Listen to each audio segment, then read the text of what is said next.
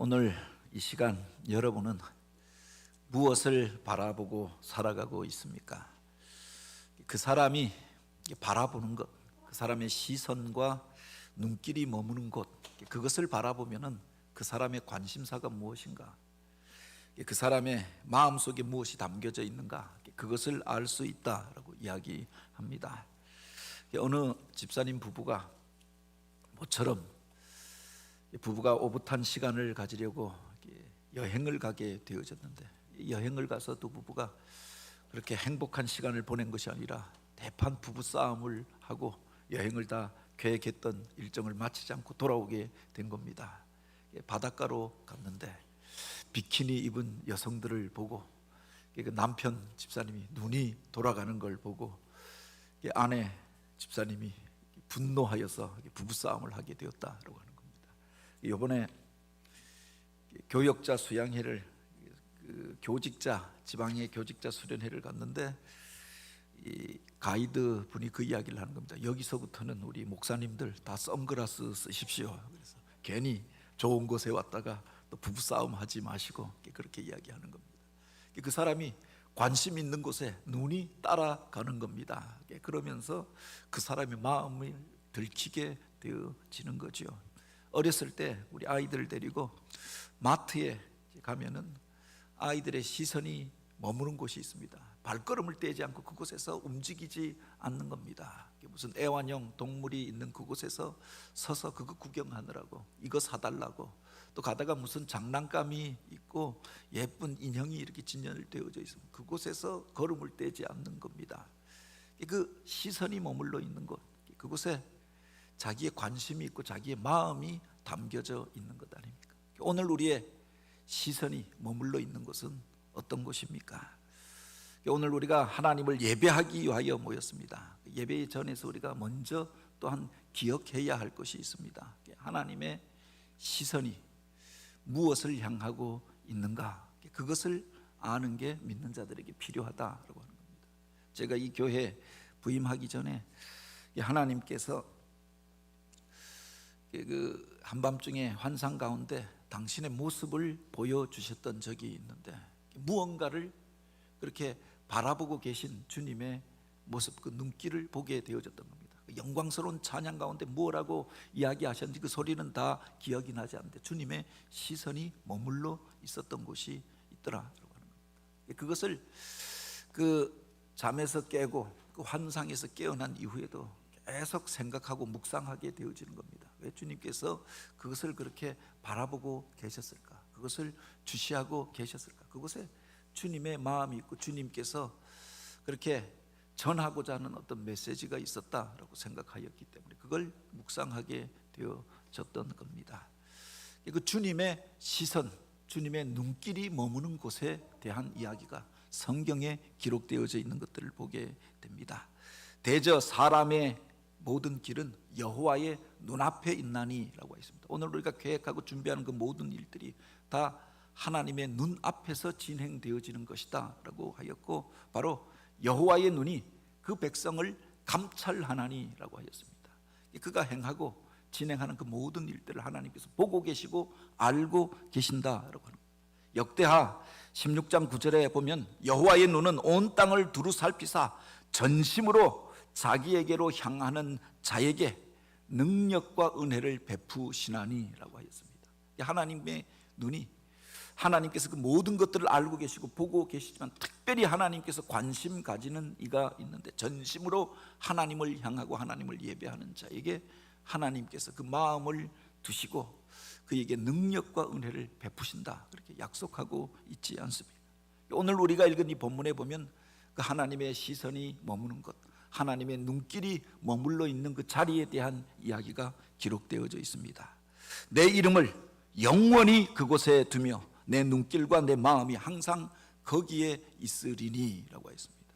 우리 주님의 시선이 머물러 있는 것, 내 이름을 그곳에 영원히 두고 내 마음이 향하고 있는 그곳에 대한 이야기를 기록하고 있다. 이 구절을 우리가 잘 들여다보면 어떤 상황에서 주신 말씀인가? 솔로몬이 그 아버지가 평생에 그토록 건축하기를 원하였던 성전을 건축하게 되어집니다. 그가 왕이 된 이후에 이제 왕권이 안정된 연후에 바로 성전 건축의 역사를 일으키게 되어졌던 것 아닙니까?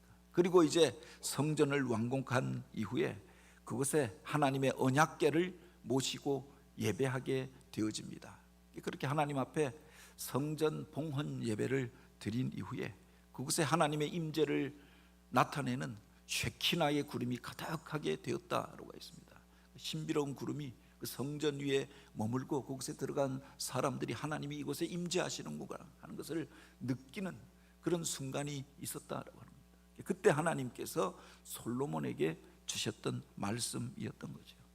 열왕기서를 들여다보면 솔로몬의 생애 가운데 그가 하나님을 직접 만나고 하나님의 임재를 경험하게 되어졌던, 하나님의 말씀을 받게 되어졌던 순간이 3번 정도 기록되어져 있습니다. 그가 하나님의 놀라운 축복을 받게 된 사건들과 연관되어져 있는 것들을 보게 됩니다. 그가 왕이 된 이후에 먼저 하나님 앞에 1000번째의 제사를 올려드리잖아요. 헌신의 제사를 한 번 드린 게 아니라 1000번에 걸쳐서 하나님 앞에 드렸다라고 하는 겁니다. 그때 하나님께서 그에게 나타나십니다. 내가 너에게 무엇을 줄고 내가 너에게 무엇을 하여 주기를 원하느냐. 하나님 앞에 제사 드리고 최선을 다하여 최고의 예배를 드렸더니 하나님께서 그에게 나타나서 내가 너에게 무엇을 하여 주기를 원하느냐라고 질문하지 않습니까? 그러니까 바로 나는 아이라 이 백성을 다스릴 만한 힘도 능력도 없나이다. 이 백성을 바로 인도할, 바로 재판할 지혜를 나에게 주옵소서. 그 말을 하나님께서 기쁘게 여기시고 그에게 지혜를 주셨을 뿐만 아니라 구하지 아니하였던 부귀와 영광과 장수의 복을 더하여 주셨던 거죠. 그러면서 그가 바로 하나님의 놀라운 복을 받은 왕이 되어졌다라고 합니다. 두 번째로 그에게 나타나셨던 때가 있습니다. 그가 이제 아버지가 건축하기를 원하였던 성전 건축의 역사를 시작합니다. 열왕기상 6장에 보면 그가 이 일을 시작하였을 때 하나님께서 그에게 나타나셔서 내가 지금 이 성전을 건축하니 내가 만일 내 법도를 따르며 내 모든 계명을 그대로 행하면 내 아버지 다윗에게 한 말을 내게 확실히 이룰 것이며 라고 했습니다. 다윗이 하나님의 전을 건축하고자 하는 그 마음만으로도 하나님이 기뻐하시고를 축복해 주셨습니다. 그런데 그 아들이 이제 왕이 된 이후에 하나님의 성전을 건축하기 시작하였던 겁니다. 그에게 하나님께서 나타나셔서 내가 이 전을 건축하는데 바로 그 전만이 아니라 내 말을 듣고 그 계명을 지켜 행하면 다윗에게 하였던 그 축복이 너희에게로 계승되어질 것이고 너가 그 복을 누리게 될 것이다 약속해 주었던 거죠. 그리고 세 번째 하나님께서 나타나셨던 것이 그 성전을 하나님이 보여주신 비전대로 그렇게 온전함으로 아름다움으로 건축하고 봉헌 예배를 드린 이후에 그에게 나타나셨다라고 합니다. 여호와께서 전에 기브온에서 나타나신 것 같이 다시 솔로몬에게 나타나사 내 기도와 내가 내 앞에서 간구한 바를 내가 들었은즉 나는 내가 건축한 이 성전을 거룩하게 구별하여 내 이름을 영원히 그곳에 두리라 라고 약속하십니다. 그리고 이어서 그에게 주셨던 말씀이 나의 눈길과 나의 마음을 그곳에 있으리라. 그곳에 내가 나의 마음을 두고 나의 눈길이 그곳을 늘 향하게 되리라. 이 놀라운 약속을 두셨던 거죠. 하나님을 향하여서 온전한 마음으로 예배할 때 하나님의 전을 건축하기를 소원하였고 그 전을 건축하여 봉헌할 때 하나님께서 그곳에서 그를 만나 주시고 그를 축복하여 주시고 내 마음이 이곳에 있다. 그리고 나의 눈길이 이곳에 머물러 있을 것이다. 이 놀라운 축복을 부어주셨다라고 합니다. 그것에서 우리가 기억하게 되는 것이 있지 않습니까? 하나님의 눈길이 머무는 곳이 어디인가? 바로 하나님을 예배하는 자리 가운데 온전함으로 하나님 앞에 나아가서 하나님을 제사하는 그 자리 가운데에서 하나님께서 그에게 나타나시고 그를 축복해 주셨다라고 하는 겁니다. 1000번째를 올려드릴 때 하나님을 예배하는 거룩한 성전을 그렇게 그가 건축하기를 시작하였을 때 그 성전을 전심을 다하여 짓고 봉헌할 때 하나님께서 그에게 나타나셨던 것 아닙니까? 우리 하나님은 예배하는 자들을 찾으신다라고 하였습니다. 하나님을 그렇게 귀하게 여기지도 않고 하나님을 찾지도 않고 하나님 앞에 나오지도 않는데 하나님께서 억지로 찾아가서 그를 만나고 또 그를 축복하시는 게 아니더라라고 하는 겁니다. 하나님 앞에 나오는 자들, 하나님을 구하고 하나님의 은혜를 사모하는 자들에게 은혜를 베푸시는 줄 믿으시기 바랍니다. 성전이 중요한 이유가 바로 여기에 있죠. 우리 하나님은 천지 만물을 다 창조하시고 어디에나 계신 분이십니다. 무소부재하신 분이시죠. 그러나 또한 특별히 내가 너희를 만나 주리라, 거룩함으로 구별되어진 그곳에서 내가 너희를 만나고 너희 기도를 들어주리라 라고 하였습니다. 그런 전을 광야에 머물 때는 성막을 지었고 그곳에서 그 백성들을 만나고 그들을 축복해 주었습니다. 솔로몬이 이제 그 나라가 견고하여졌을 때 그 견고한 성전을 짓기를 소원하였던 거죠. 바로 그가 그렇게 하나님 앞에 예배하고 제사하는 그곳에서 그를 만나주시고 축복하여 주셨다라고 합니다. 하나님의 마음이 머물러 있는 곳이 있습니다. 당신을 찾고 당신을 예배하는 자들, 그 예배하는 자리 가운데 주님의 시선이 머물러 있었다라고 합니다. 예수님께서 예루살렘에 올라가셔서 가장 먼저 올라가셨던 곳이 예루살렘 성전입니다. 분노하셨던 이유도 바로 여기에 있죠. 하나님을 예배하는 전이었는데 만민이 나와서 하나님 앞에 나와 기도하고 하나님을 만나는 자리가 되어져야 하는데 사람들끼리 만나고 하나님의 이름과 영광은 다 사라져버리고 신실함으로 하나님을 섬기는 자도 없는 그것을 보고 탄식하시며 우셨고 분노하시고 그곳에서 장사하는 이들을 쫓아내셨던 것 아닙니까? 주님의 마음과 시선이 머물러 있었던 것이 바로 그 성전이었다. 우리가 누군가를 만나려고 하면 그가 있는 곳으로 찾아가야 하잖아요. 그 사람이 관심 가지고 있는 그곳으로 찾아가야 바로 그를 만날 수가 있고 또 그와 마음을 같이 할 수가 있는 것 아닙니까? 부모에게 효도하는데 이게 부모에게 잘 섬기고 효도하는 자녀가 어떤 자녀인가? 자주 부모에게 찾아가서 얼굴을 배없는 이들이 아닙니까? 먼 곳에서 돈 좀 번다고 1년에 한두 번 가지도 않고 그렇게 용돈 얼마 보내준다고 자녀의 도리를 다하는 게 아니지요. 그 부모를 자주 찾아가서 뵙는 것, 그게 효도를 하는 것 아닙니까? 부모와 같이 시간을 보내면서 부모가 좋아하는 것, 그것들을 같이 하는 것, 좋은 부모가 좋아하는 그 음식점에 가서 부모를 섬기는 것, 그 자녀를 부모가 기뻐하지 않느냐라고 하는 겁니다. 하나님의 마음이 머물러 있는 그곳에 바로 오늘 우리의 시선이 머물러 있기를 원합니다. 하나님께서 그를 기뻐하시고 그를 축복하시는 줄 믿으시기 바랍니다. 다윗이 솔로몬이 하나님의 복을 받아 누리게 되어졌던 이유가 바로 여기에 있었다고 합니다. 그들도 실수가 있었던 사람들이고 허물이 많은 사람들이었습니다. 그런데 그 마음이 하나님을 향하고 있을 때, 하나님의 전을 귀하게 여길 때, 예배하는 것을 자기 삶의 우선순위에 두고 살아갈 때 하나님께서 다윗을 내 마음에 합한 자라 인정하십니다. 솔로몬을 축복하여 주셨던 거지요. 물론 여기에 보면 중요한 전제가 있습니다. 그것을 열왕기상 9장 4절 5절에 기록하여 놓고 있지 않습니까? 내가 만일 내 아버지 다윗이 행한 같이 그 마음을 온전히 하고 바르게 하여 내 앞에서 행하면 내가 너와 함께 하리라 라고 약속해 주었던 겁니다. 그냥 형식적으로 그 앞에 나와서 앉아 있는 것, 그냥 그곳에 머물러 있는 것, 집이 가까우니까 그냥 그 교회 나가는 것, 그 정도가 아니라 그 마음이 하나님을 향하여서 온전함으로 서고 또 내 앞에서 바르게 행하면 하나님께서 너와 함께 하리라. 너의 기업을, 너의 왕위를, 너의 가문을 견고하게 하리라 라고 약속해 주었던 거죠. 하나님 앞에 나와서 그 중심을 다하여 예배하는 그 사람, 그를 기뻐하신다라고 하는 겁니다. 말라기 때에 그 백성들을 향하여 책망하였던 이유가 무엇입니까? 여전히 성전은 견고하게 세워져 있었고 제사장들이 있었고 날마다 그렇게 상번제와 하번제가 하나님 앞에 올려드려졌습니다. 번제의 제사도 날마다 올려드려졌지요. 그런데 바로 그 예언자를 통하여 선지자들을 통하여 그 백성을 책망하였던 이유가 무엇입니까? 너희가 하나님 앞에 드리는 그 제사를 너희 관료들에게, 너희 윗사람에게, 너희 마을의 총독에게 그렇게 한다고 생각하여 보라. 그가 그것을 기뻐하겠는가?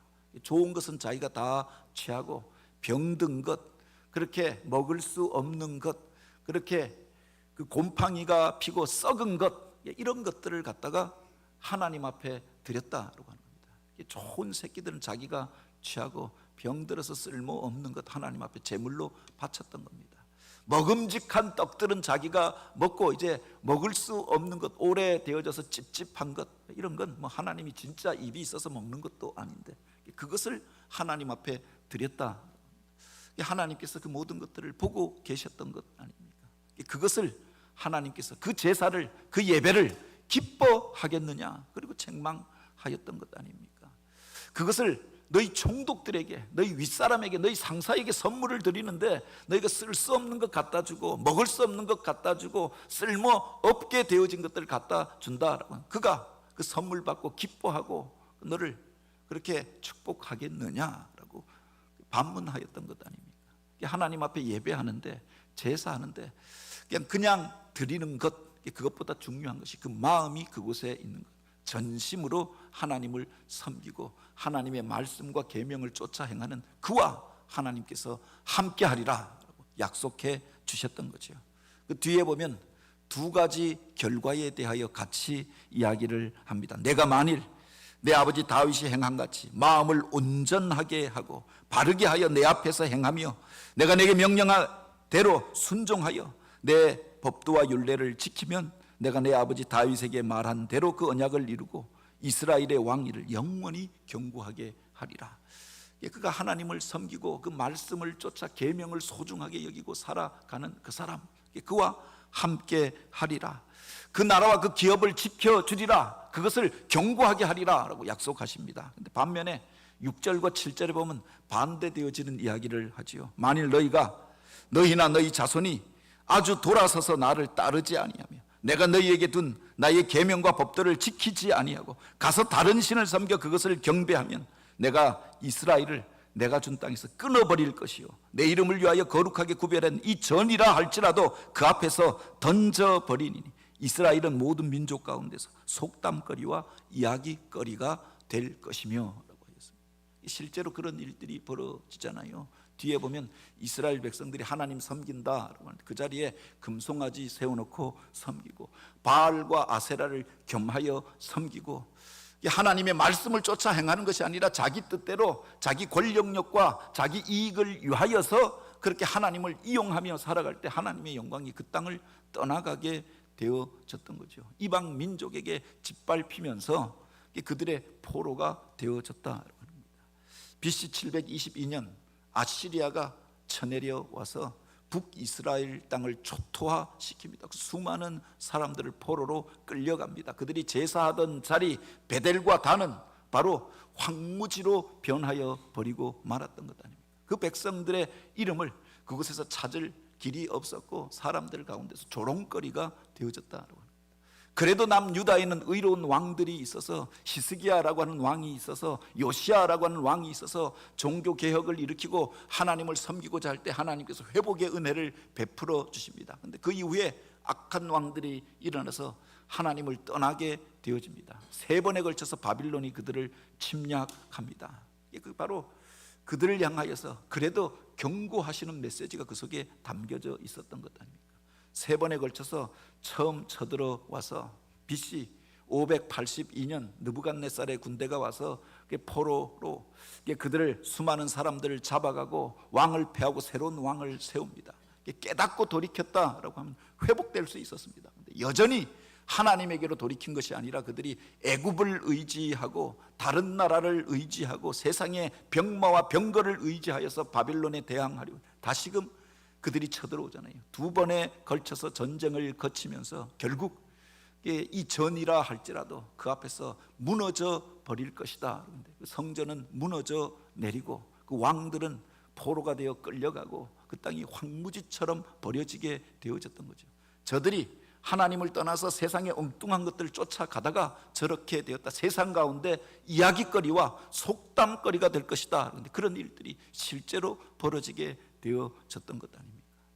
하나님의 거룩한 전을 짓고 그것에서 하나님을 온전함으로 제사할 때 하나님께서 그들 가운데 나타나십니다. 그들을 축복하여 주십니다. 그때가 바로 다윗의 전성기였고 바로 솔로몬의 영광의 시기가 아니었습니까? 솔로몬이 후대에 가면은 그 마음이 조금 변하여지게 되어집니다. 그래서 성경의 파노라마 할 때, 솔로몬을 이야기할 때 반심이라고 이야기합니다. 처음에는 잘 섬겼는데, 그래서 하나님의 복을 받았는데 그 마음이 하나님을 떠나면서 엉뚱한 것들을 쫓아가면서 그 나라가 갈라지게 되어졌던 거죠. 여기서부터 문제가 시작되어졌던 것 아닙니까? 너희가 이곳에서 나를 잘 섬기면, 이곳에서 하나님을 온전함으로 예배할 뿐만 아니라 그 말씀과 그 계명을 지켜 행하면 내가 너희와 함께 할 것이고 그 나라를 견고하게 할 것이고 다윗에게 주었던 그 축복이 너희에게로 계승되어지고 전승되어지고 그 복을 누리며 살게 될 것이지만, 너희가 이 말을 떠나면, 너희가 돌아서서 엉뚱한 것들을 쫓아가면, 그래서 다른 신을 섬기며 그것이 전부인 것처럼 생각하고 따라가면은 내가 이스라엘을 내가 준 땅에서 끊어지게 할 것이고, 바로 거룩하게 구별한 이전이라도 바로 그 앞에서 던져버리리니 이스라엘은 모든 민족 가운데 속담거리와 이야기거리가 되리라. 그 역사를 우리가 잘 알고 있지 않습니까? 두 가지 길이 같이 놓여져 있다라고 합니다. 무조건 축복하시는 것이 아니라, 이스라엘이라고 무조건 하나님께서 그들의 편이 되어주는 것이 아니라, 하나님을 찾는 자들, 하나님을 전심으로 섬기는 자들, 그 말씀을 소중히 여기고 지켜 행하는 그들과 함께 하시는 줄 믿으시기 바랍니다. 솔로몬에게 주었던 이 말씀이 사실은 오늘 우리 시대 가운데 믿음의 사람들에게 주시는 말씀이고 또 경고이기도 하지 않습니까? 오늘 우리는 하나님이 기뻐하시는 온전한 예배를 드리고 있습니다. 주님의 시선이 머물러 있는 그곳에 오늘 우리가 머물러 살아가기를 원합니다. 주님이 기뻐하시는 그 일들을 행하고 하나님과 함께하여 행함으로 그 복과 은혜를 누리며 살아가게 되기를 원합니다. 이스라엘, 아르헨티나와 칠레의 사이에 과거에 오랫동안 전쟁이 있었다라고 이야기합니다. 작은 국경선을 놓고 사소한 일들을 놓고 계속 이 두 나라가 싸우게 되었던 겁니다. 그러다가 양국의 기독교 지도자들이 우리가 싸워서 서로에게 유익한 것이 무엇인가, 뿌리도 사실은 같은 나라인데, 그래서 두 나라가 언약을 맺게 되었다라고 하죠. 두 나라의 국경선 위에 안데스산 우스파이타 그 고개 위에 예수의 상을 세우고 그들의 그 대포와 그 총을 녹여서 바로 예수의 상을 그곳에 세우고 바로 그 앞에 이런 언약을 맺었다라고 합니다. 예수의 발 아래서 맺은 이 언약을 깨뜨리면 이 산이라도 산산조각으로 깨어지게 되리라. 이게 무서운 언약을 그곳에서 맺었던 거죠. 오늘 우리가 하나님 앞에서 예수의 이름으로 맺었던 이 언약을 지키고 평화 형제의 나라로 살아가자. 그래서 언약을 맺게 되었다라고 하는 겁니다. 근데 그때 이 동상을 세우는 과정 속에서도 갈등이 일어나서 일촉즉발의 위기를 겪게 되었다라고 하는 겁니다. 이 동상을 만들었던 사람이 아르헨티나의 조각가 마테오 알렌소라고 하는 사람인데, 그 예수님의 동상을 세우는데 그 예수님의 얼굴을 아르헨티나 쪽으로 그렇게 향하도록 만들어 세운 겁니다. 그랬더니 칠레 국민들 가운데서, 아니 아르헨티나 조각가가 맡았다고 그 얼굴을 왜 아르헨티나 쪽으로 세웠느냐, 왜 칠레는 등지게 만들었느냐, 이걸 가지고 문제를 제기하니까 사실은 사소한 일이잖아요. 여기에 또 격동되어져서 칠레 안에서 시위가 일어나고 예수의 동상이라도 깨뜨려 버려라, 뭐 이런 과격한 사람들이 일어나게 되어졌던 거죠. 그때 한 신부님이 칼럼 글을 쓰게 되어졌는데 이런 글을 썼다고 합니다. 예수의 얼굴이 아르헨티나를 향하도록 한 것은 아마 칠레는 이미 예수님 편에 서 있으니, 예수님과 함께하여 있으니 그 얼굴이 아르헨티나를 향하도록 한 것이 아닌가 생각한다. 바로 우리 예수님의 보살핌과 또 관심이 필요한 나라가 아르헨티나가 아니었을까.